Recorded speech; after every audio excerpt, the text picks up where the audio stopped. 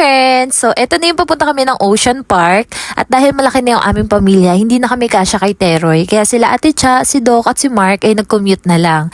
Nauna kami sa kanila dumating, pero mga after 5 minutes ay dumating na rin sila.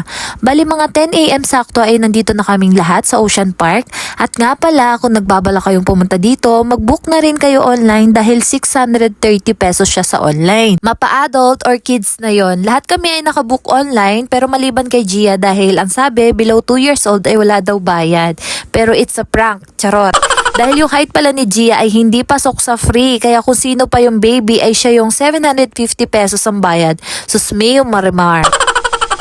Punta na kami dito noong 2018. Kumpara noon sa ngayon ay napakaraming fish noon. Ngayon ay umunti na sila. Kung may baby kayong kasama, wag na wag niyong kakalimutan ng electric pan. Stroller yan talagang pinakamahalaga dahil madami-dami kayong lakarin.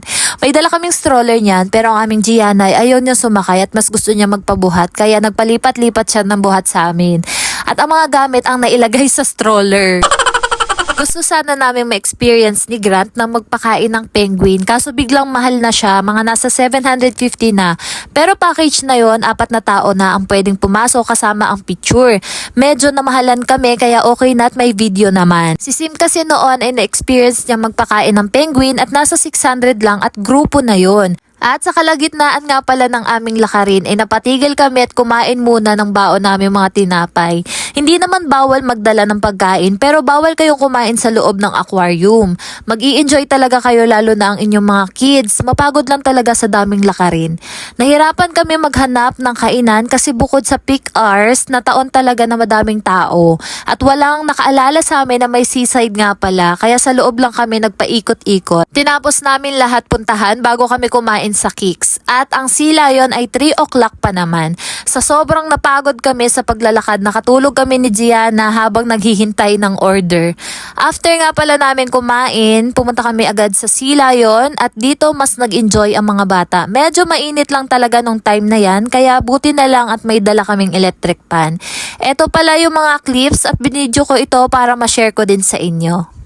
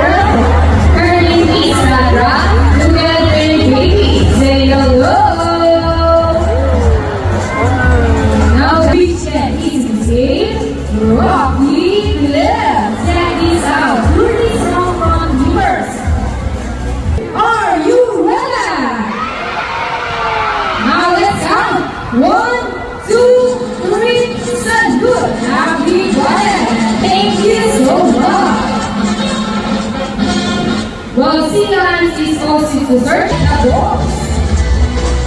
It's almost there. Purple. The reason why? Seven. Fantastic. Our round of applause for Sila and France. Excellent work, buddies. Let's move on!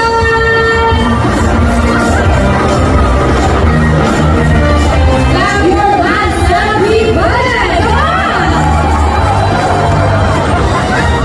Now, buddies, go down that side by side.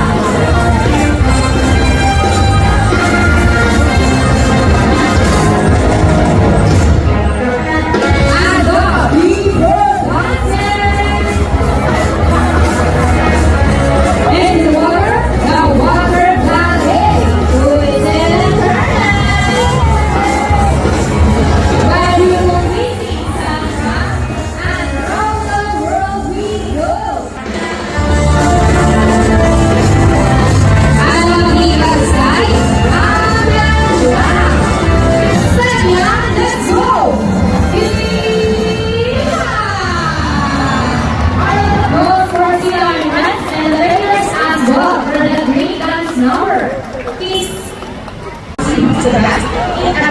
movie. But before we start the battle, I'll be inviting you to secrets. All the girls, cheer for Sassy. After nyan, pumasok kami ulit para i-claim na yung family picture namin at umuwi na rin kami. Kaya kahit medyo matagal na itong vlog ko na ito, hindi pwedeng hindi ko i-upload at napakagandang memories nito sa amin. At may pupuntahan pa kami yan, kaya abangan ang aming part 2. Hanggang dito na lang muna. And friends, kung nagustuhan mo itong aking vlog, huwag mo kakalimutang i-like, follow and share ang aking page. Maraming salamat sa panonood. Hanggang sa muli. Bye-bye!